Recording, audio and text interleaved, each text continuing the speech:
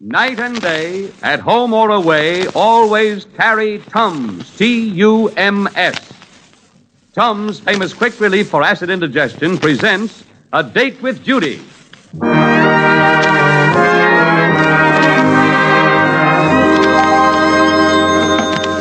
Hello, Judy Foster speaking.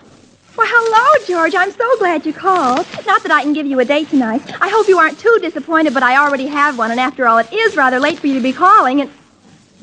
What's that? Oh, you wanted to talk to Randall. Well, jeepers, why didn't you say so?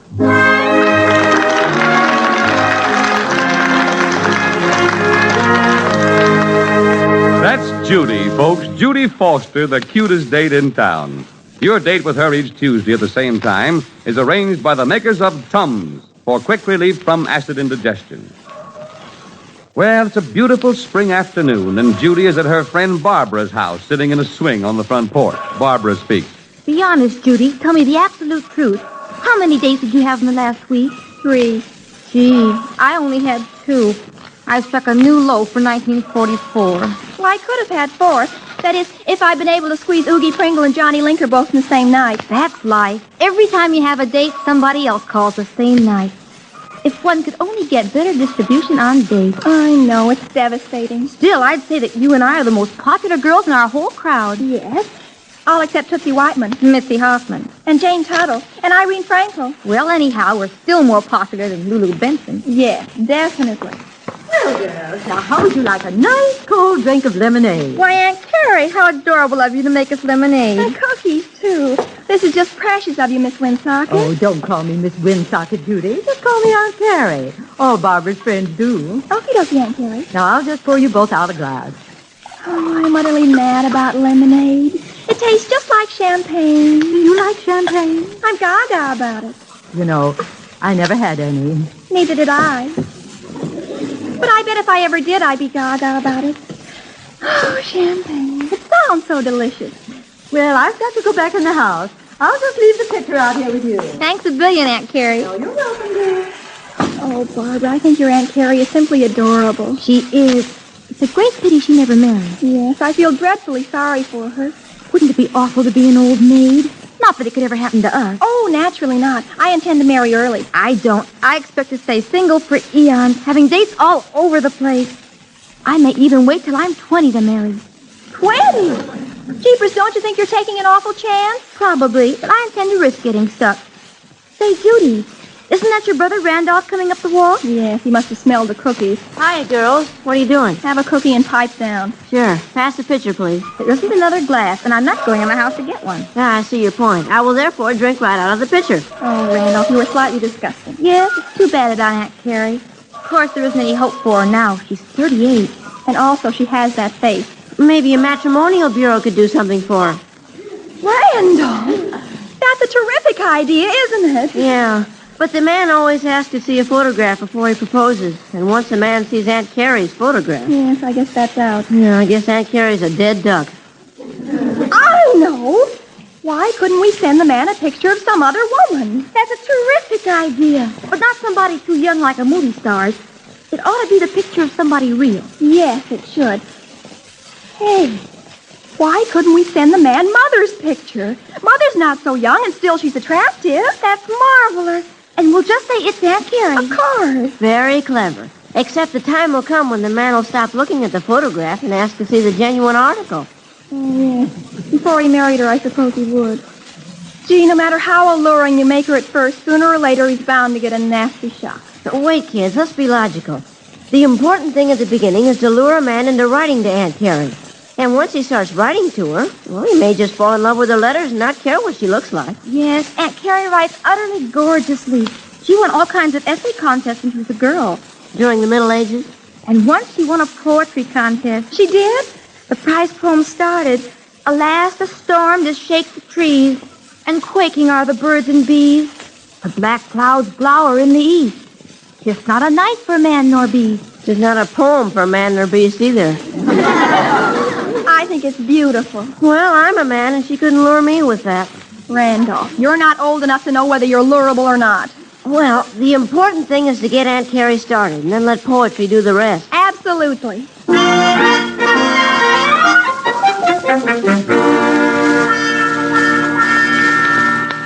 Randolph, look, right here in the Sunday paper, a perfectly terrific ad. What? In large letters, lonely. Then in small letters it says, if so, let the Throbbing Heart Matrimonial Bureau solve your problem. Oh, isn't that a beautiful name for a matrimonial bureau, Randolph? The Throbbing Heart.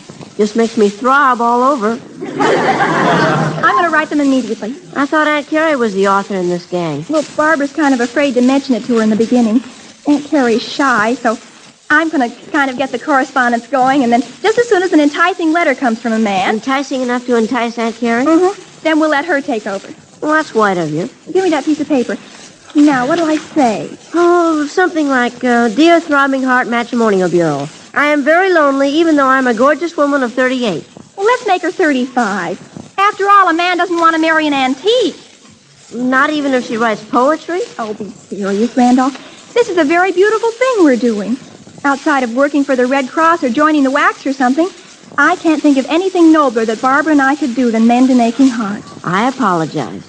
I think I'll say something like, the man of my dreams is tall, romantic, poetry-loving, wealthy, handsome, blonde or brunette optional. Yeah, it's good to give him some leeway. Will you kindly advise me at once if you can supply me with such a gentleman? Object, matrimony. Very well put.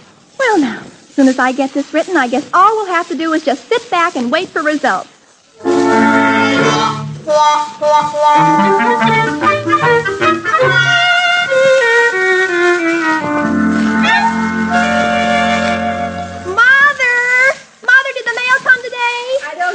I haven't looked. Here's the mail, just fresh out of the box. Oh, bring it in, Randolph.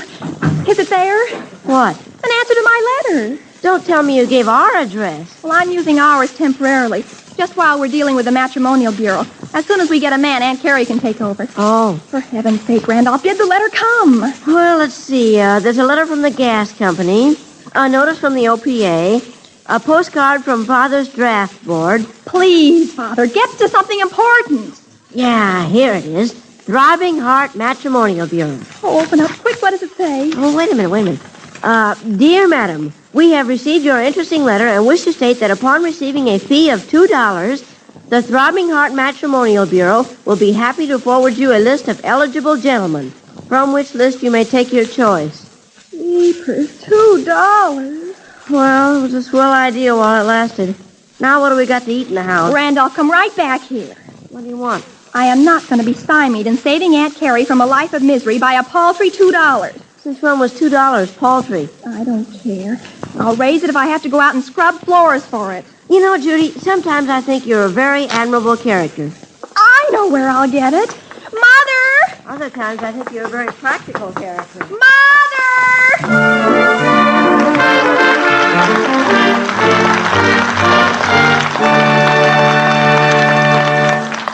Well, before we find out just how much Judy's self-sacrificing spirit will cost, I want to tell you, here's how you can relieve a spell of acid indigestion in a twinkling without taking bicarbonate of soda. Here's how you can relieve those acid pains, that heartburn, that uncomfortable full feeling without taking time out from your work or play. Just carry Tums with you, and the moment any sign of acid indigestion shows, put 1 or 2 Tums in your mouth. Tums are made especially for the relief of acid indigestion. That's their whole purpose. That's their whole job. Concentrating on one thing, they do it unusually well. Why bother with makeshift when you can get specialized relief for acid indigestion?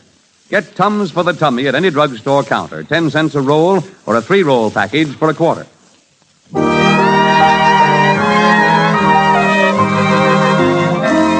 And now, back to A Date with Judy.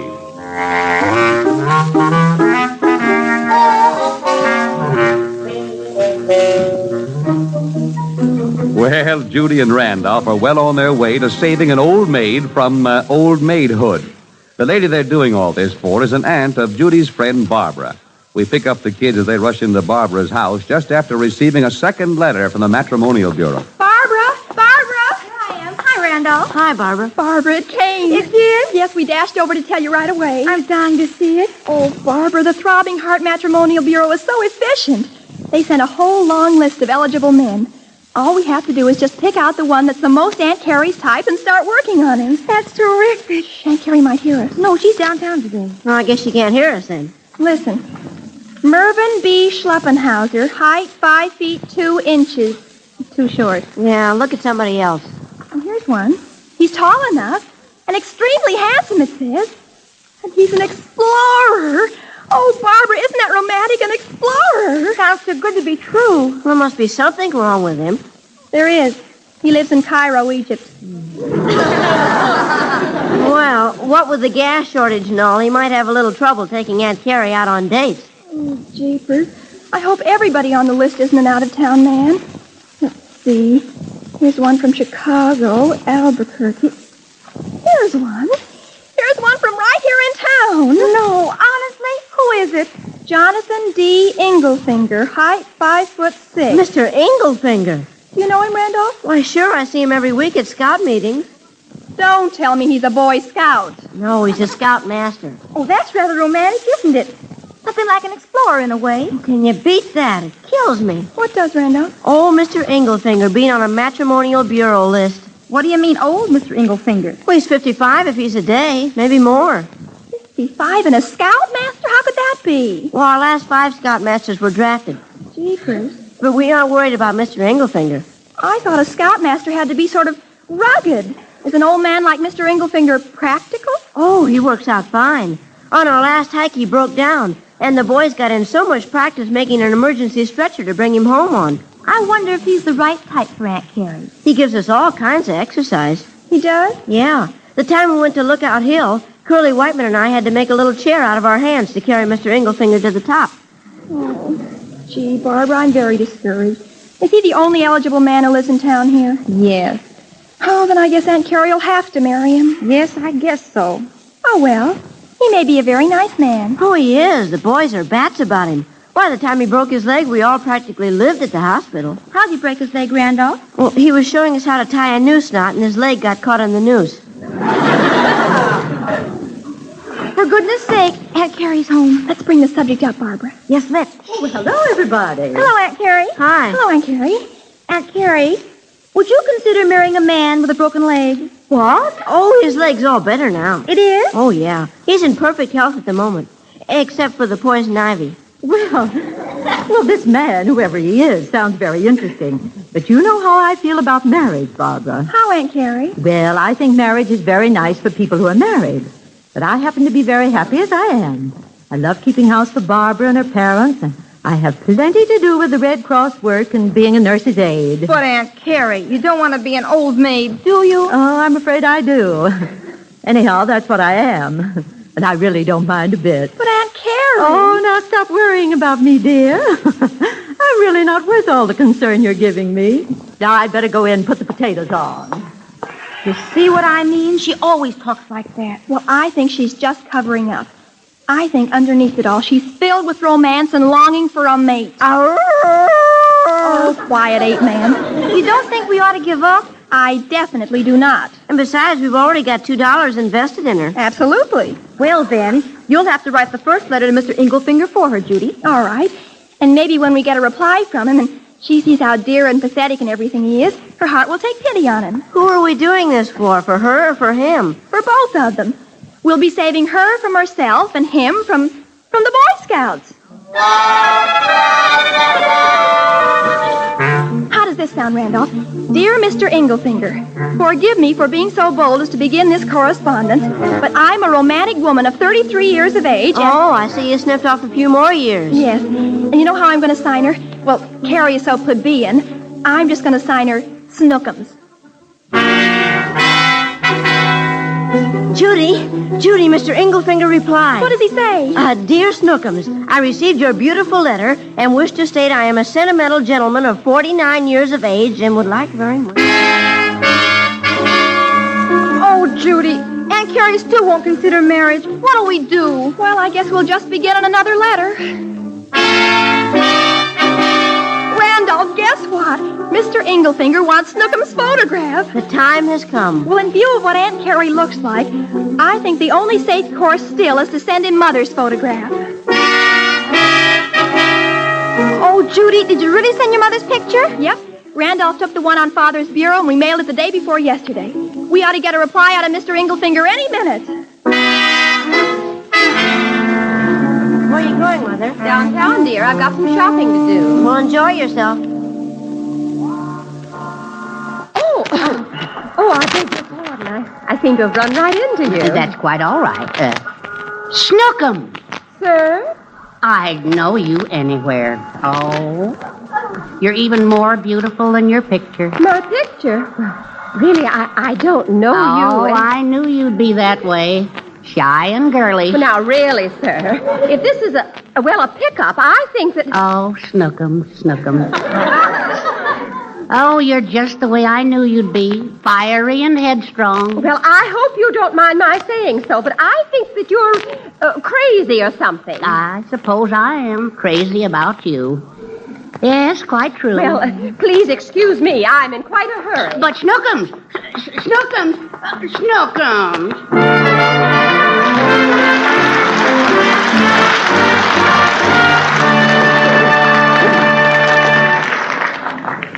Judy has really upset the matrimonial apple cart. We'll hear more in a moment.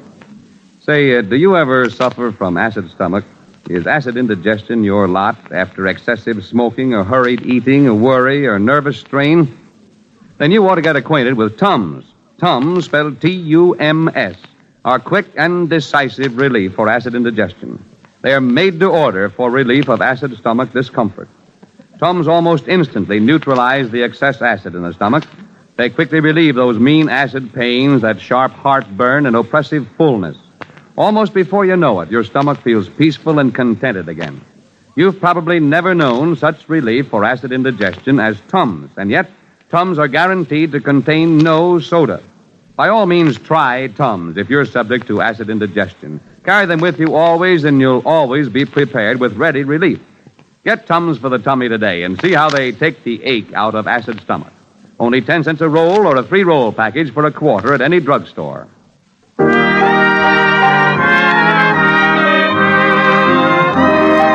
now back to A Date with Judy.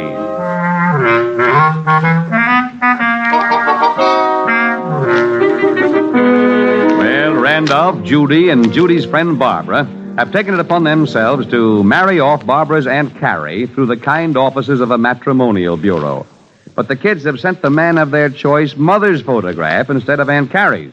We find Judy and Randolph at home. Oh, Randolph, this letter that came today from Mr. Inglefinger is simply, ardent. I guess Mother's pictures put the final clincher on him. No, all we have to do is just pop Aunt Carrie on him and the deal's set. Well, what if he wants to marry Mother instead of Aunt Carrie? Oh, Randolph, don't be silly. But look what he says in his letter. After looking at your picture, I feel you are definitely the girl of my dreams. Yes, it does seem kind of definite, doesn't it? His dreams are going to have to take one heck of a big switcheroo when he sees Aunt Carrie. But when he realizes Aunt Carrie wrote those beautiful letters... Palsy, do you realize you wrote those beautiful letters? That's right. I did, didn't I? When he finds out, what if he wants to marry you? Well, things are a little complicated at the moment. But I'm sure with a little thought we can straighten them all out. Oh, hello, everybody. Oh, hiya, Mother. Hello, Mother. Well, I had quite a day. You did? Yes. Children, do you know a man tried to pick me up downtown? Really? Yes. A thing like that hasn't happened to me in years. Well, you know, you're a pretty attractive dame.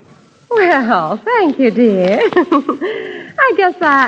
I suppose I must have a certain something. Wait till I tell your father. He'll appreciate you twice as much as usual. Can you imagine that man? He called me Snookums. Snookums. Uh-oh. And all the way home, I had the strangest feeling I was being followed. Followed? Yes. I wouldn't be surprised at all if it were this man. Did the man... did he say what his name was by any chance? Well, of course not. You think I got that familiar with him? Well, I guess as soon as he addressed you, you just gave him a dirty look and walked right away. Well, naturally. Did he look as if he had poison ivy? Poison ivy? Why do you ask, Randolph? Oh, just a passing thought. Pay no attention. Oh, on second thought, he did rather look as if he had poison ivy. His face was kind of red. Would you say he was 5'6" in height? Yes, about... Judy, do you know who this man is? Oh, no. That is, Not unless he's Mr. Englefinger. Well, who is Mr. Englefinger? Oh, Mother. Well, I might as well tell you in case he comes barging in here anyhow. Now, Judy, what is this all about? We sent your picture to a man we got through a Matrimonial Bureau. You what? He thinks you're Snookums. Judy, you sent my picture. Are you trying to marry me off? Don't you like your father? Well, of course, Mother, dear, but... Oh, the doorbell. Uh-oh. I'll answer it. And if it's that man, I tell you right... Let's hide, Randolph. I'm staying right where I am behind this curtain. Oh, so it is you. Snookum. Now, don't you come in here snookumsing me.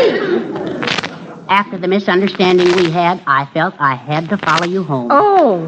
I felt I had to reveal myself to you at last. Well. I'm Jonathan. Well, that's just dandy, but I'll tell you... Well, didn't you hear what I said, dearest? I'm Jonathan. Jonathan Englefinger. Now, see here, Mr. Englefinger. I know this isn't your fault, but there's been a horrible mistake. My children sent you my picture. Your children? Yes, I'm a very happily married woman, and I have 2 lovely children. Not that I think they're so lovely at the moment, but anyhow, that's what I have. Oh, I see. Well, I guess I've kind of made a fool out of myself. Oh, well, now, don't be unhappy about it, Mr. Englefinger. You know, it really could have happened to anybody. Well, I'm sorry I bothered you, Snookums. Oh, well, that's all right. It just turned out. I'm really sorry it turned out that way for you. Yes, I had built up rather high hopes. Well, goodbye. Well, goodbye, Mr. Englefinger. Judy, Randolph, where are you? Right here, Mother. Well, come out from behind that curtain, you two. Oh, I just wish you were young enough to spank. That's what I wish. But, Mother, if you'll just let me explain, I could wait till your father hears about this. My picture. Snookums.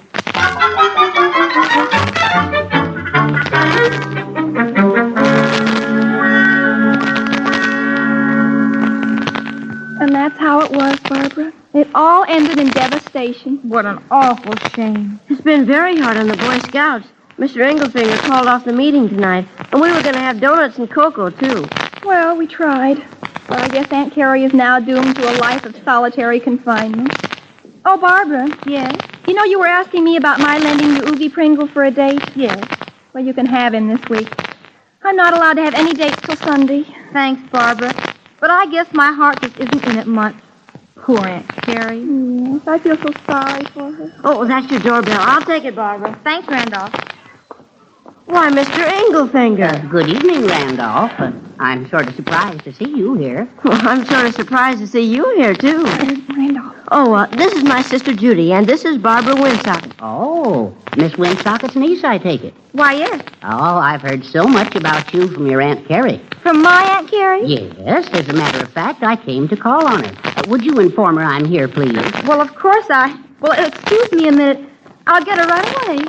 Do sit down, Mr. Englefinger. Well, I believe I will. I'm a little bit weary this evening. Yeah, I can understand that. I mean, how's the poison ivy, Mr. Englefinger? Oh, healing nicely, thanks. Are you calling on the young Miss Winsocket, Randolph? No, she's a little old for me. Oh, she is? Yeah, I just came along with my sister Judy. Judy and Barbara are friends. Bosom friends. Well, that's nice. Here's Aunt Carrie. Why, Mr. Englefinger, how nice to see you. Well, I just felt that I had to talk to you this evening, Miss Winsocket. You were so sweet to me when I was in the hospital. In the hospital? Yes, I met Mr. Englefinger there. When I broke my leg, you know. Aunt Carrie is nurse's aide, Judy. Well, now that we've got that straightened out, what I was saying, Aunt Carrie, I mean Miss Winsocket. Yes, Mr. Englefinger? Would anybody like the younger generation to leave the room? Oh, no, that isn't necessary. Well, we'll go out on the porch anyhow. Come on, girls. Okay. Golly, isn't this amazing? And we never knew she knew him. Hey, girls, come here to the window.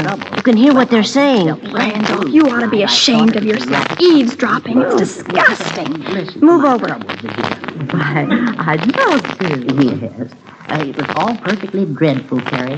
May I call you Carrie? Of course. Well, now you tell me just what happened, Jonathan. May I call you Jonathan? Oh, of course. I wish they'd stop calling each other names and get to the point. Well, it seems that I was just a victim. Oh, no, not a victim. Yes, I'm afraid I was. You see, I was deceived in love. Now, not that I was the aggressor. On the other hand, I I would say it was rather the woman who pursued me. That's the way some women are. Yes. She chased me, in the vernacular of the street. Oh, how terrible. Oh, she knew no shame. She called me up at all hours of the night. Shame on Mother. Oh, she sounds very bold. Oh, she was. She wore me down. Do you know that I was in no condition for the scouts whatsoever? You poor dear boy. And the scouts were in no condition for him. And then, just when she'd broken down my resistance, plunged me into, I might say, a dither, the truth came out. A dither? Oh, you poor boy. Oh, I welcome your sweet compassion, Carrie. Thank you. She turned out to be married. No. Oh, yes. Not only that, but she had 2 children. Cutest little tyke you ever saw. Oh, Jonathan, my heart just aches for you. Oh, thank you, Carrie. Was she, attractive? Very beautiful. I might say she looked rather like Hedy Lamarr. Yikes. I wish Mother were here. You can't imagine, after what I went through, what a comfort it is to look into your, wholesome face. Homely face, he means. Oh, Jonathan. Well, Carrie, you see before you a broken man. I'll do everything in my power to help you forget. That is, if you'll let me, Jonathan. Oh, I will. Perhaps we could attend a meeting of the Anti-Vivisection League this evening. That'd make me forget everything. Charming, Carrie. I should be delighted to escort you. Hey, he's holding her hand. Yeah, and all the way up to the elbow.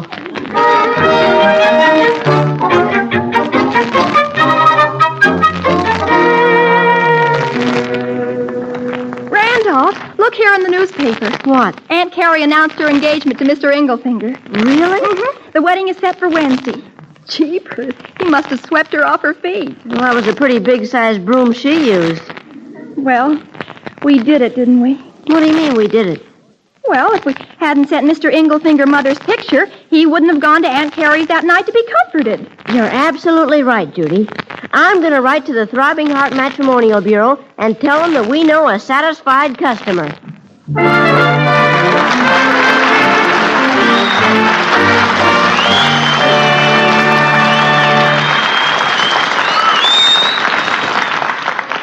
Well, we'll be back with the Fosters next week. But first, don't let acid indigestion impair your efficiency or your disposition. Don't let it spoil your fun or ruin your sleep. Take Tums. Slip 1 or 2 Tums in your mouth at the first sign of excess gastric acidity, and you'll have comfort you never dreamed possible. Tums quickly relieve the misery of acid indigestion. They quickly calm that heartburn, that fogginess, and that uncomfortable full feeling. In a jiffy, they have your stomach sweet and fresh. Just try Tums, and you'll carry a roll with you religiously. Tums are convenient and very pleasant to take. Just slip them in your mouth as you would candy mint. There's no mixing, no bother, no water.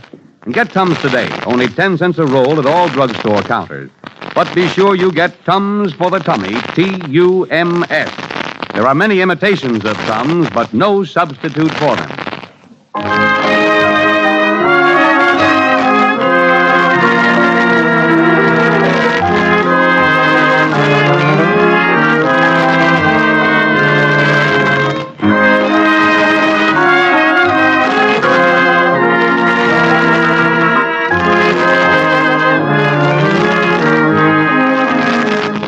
A Date with Judy is written by Arlene Leslie and stars Louise Erickson and Dix Davis.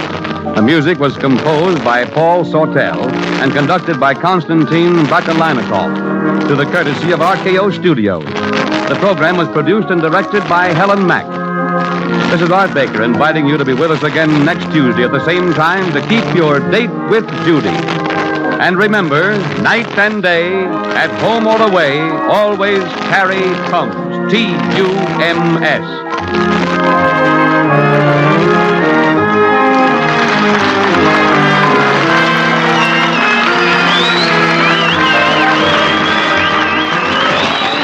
This is the National Broadcasting Company. KFI, Los Angeles.